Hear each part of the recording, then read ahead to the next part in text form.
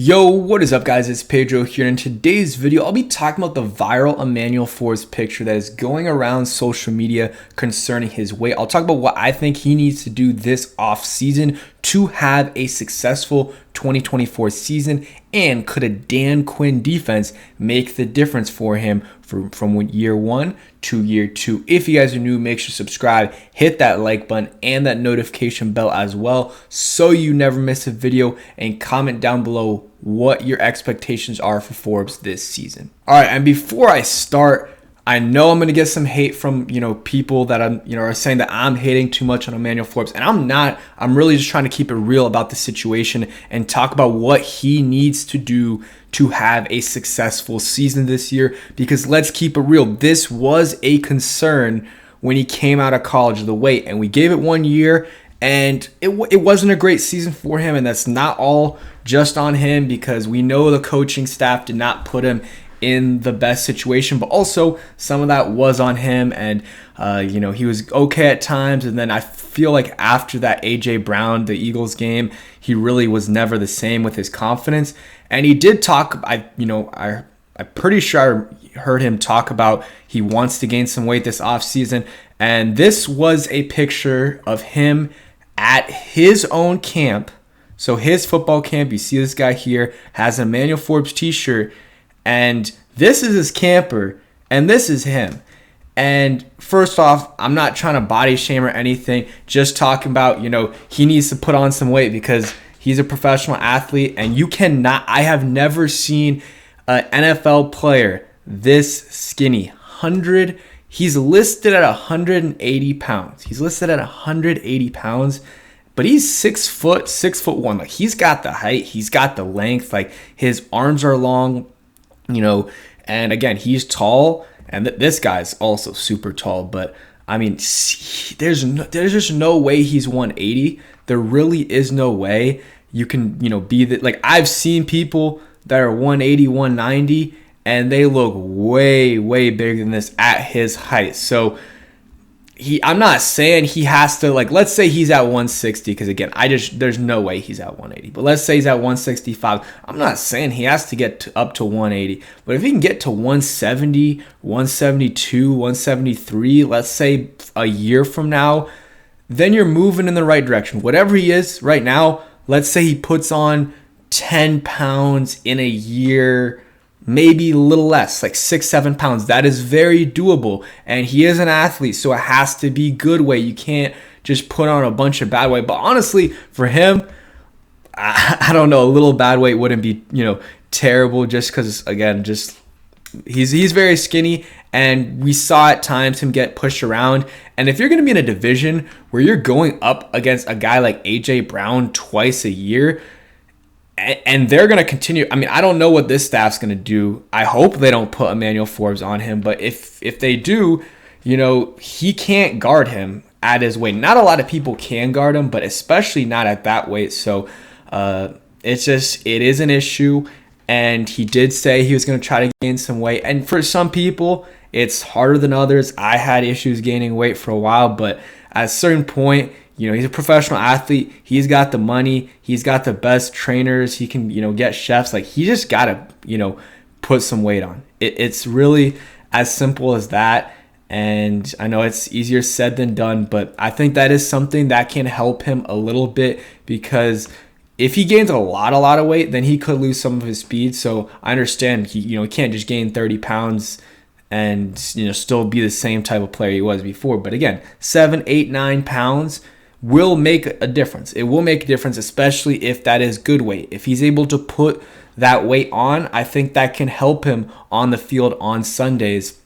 And I still think he can have that speed that he has. And, he was never, he's quick, but his strength coming out of college wasn't necessarily his, speed. It was his, ball skills and his, instincts. Those were the things that he was known for. And, the returnability was very good too, in terms of returning those interceptions. But his ball hawking ability was the biggest thing. And gaining a little bit of weight isn't going to really hurt that. If anything, it's going to help you be able to break up some more passes.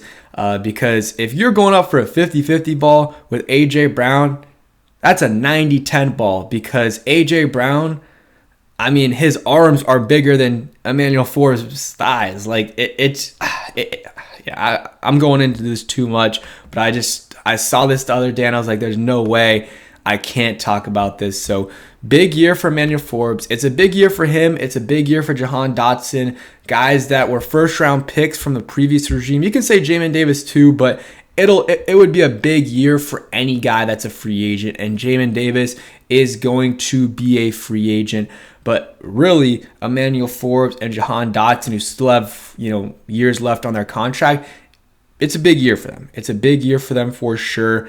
And Forbes, if he has a really bad year, I could honestly see them moving on from him, either trying to trade him for a really low round pick, or maybe even release him, or just keep him as a backup.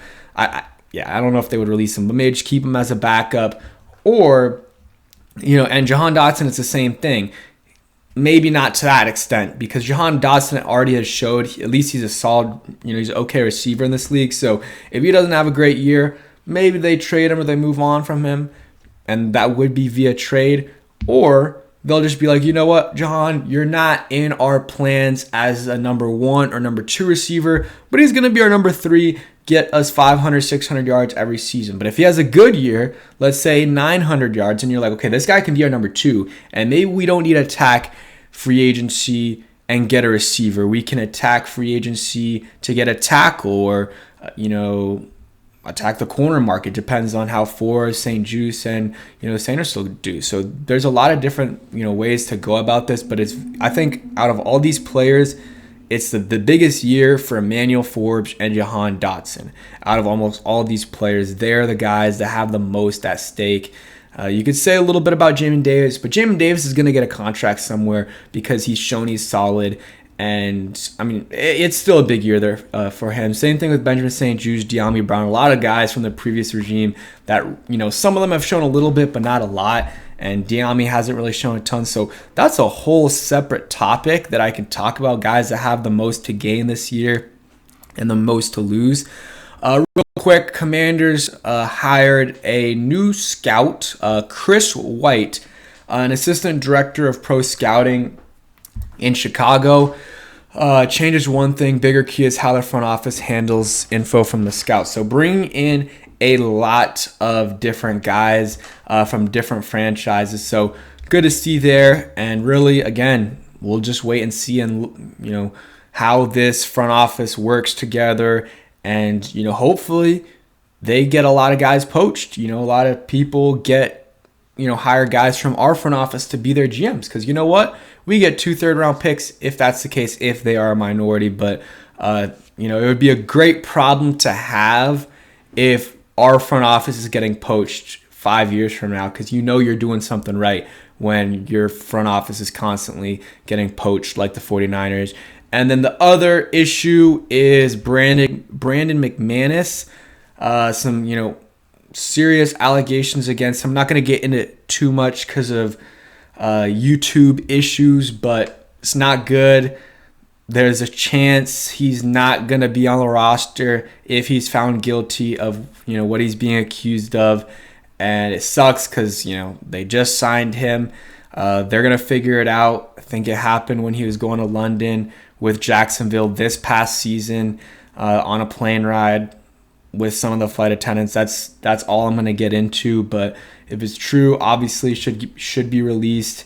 And I don't know who they're going to go after for kicker. There's still some guys on the market. You got UFL guys, probably some college guys still out there. But that's something that you want to get resolved quickly, because you don't want to, okay, this thing gets wrapped up, these legal issues get wrapped up, I don't know, in August, and he's found guilty or whatever, and the league suspends him, or the Commanders have to release him, then you're found with you have a problem of having to find a new kicker and having that guy get acclimated to the new long snapper. I think Tyler Ott, Tress Way, and the special teams coordinators. So it just makes sense to get ahead of this, know what's going to happen, and figure this out within the next week or so. So you either know Brandon McManus is your kicker for this season, or you're releasing him now, getting ahead of it,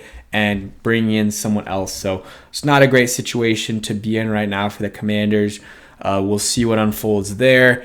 And then, Chris White, I like that hire. Don't know a ton about him, but we're bringing in a lot of new guys. I love to see that. Don't like to have a lot of guys from the previous regime that have drafted and sign a lot of not so amazing players. And again, I want to reiterate the Forbes thing. I'm not trying to hate on him too much. You guys know I didn't love the draft pick, but I am rooting for him because he is talented.